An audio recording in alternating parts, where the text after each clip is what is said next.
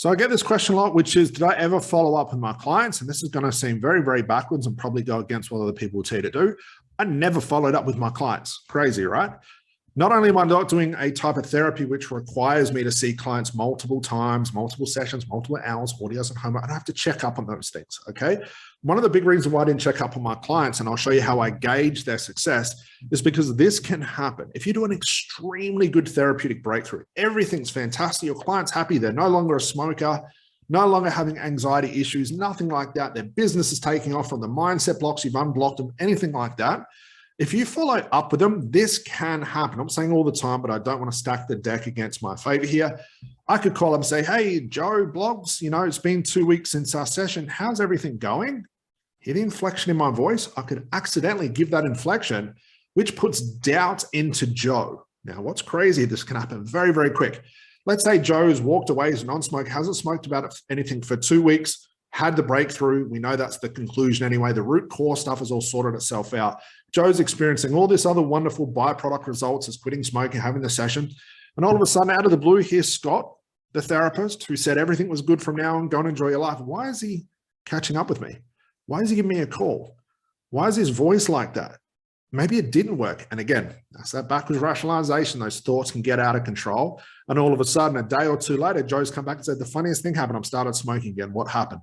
That could have been because of me. Okay. I do not want to imply any slightest amount of doubt. Okay.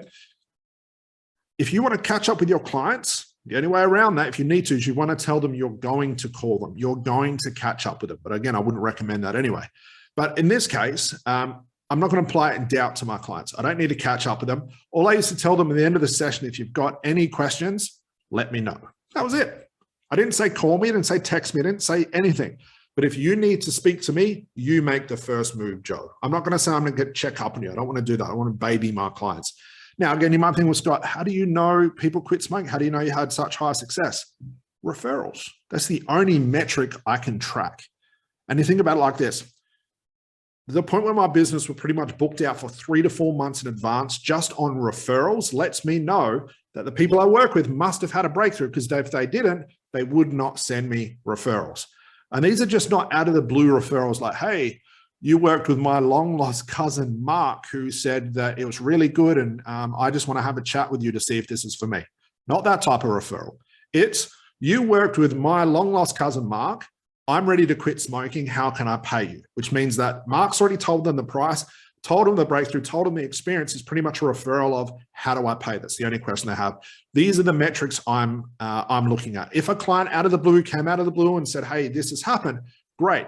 But I've allowed them to come to me. And that very rarely happens, okay?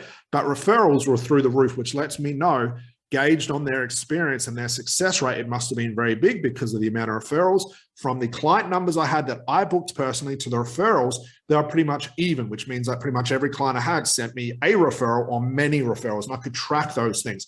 But I am not going to catch up with my clients. I'm not going to call them, I'm not going to email them. And again, don't have to agree with me here, guys, but hopefully you see the logic behind this. All that can happen is if you catch up with your clients at the wrong time and you imply some sort of doubt, it can unravel that problem. Okay, it can unravel that conclusion. Sorry, wait for your clients to come and see you. If you do want to catch up with them, or you are doing the more packages and programs and sessions and hours, that old therapeutic model, I would just tell them, hey, I will call you. Don't catch them unaware. Don't catch them in any doubt, or I will email you. Just soften that blow a little bit. But all in all, wait for your clients to come back and see you. Don't imply that they have to come and have another session. Don't imply anything. Just see what happens, because there's a lot of processing and good things that have to happen that we know about.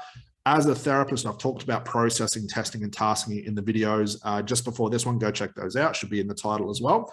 So I don't want to interrupt that. But all in all, guys, never caught up with my clients, never emailed, never called, never nothing. I wait for them to come and see me. And the only metric I'm tracking is referrals.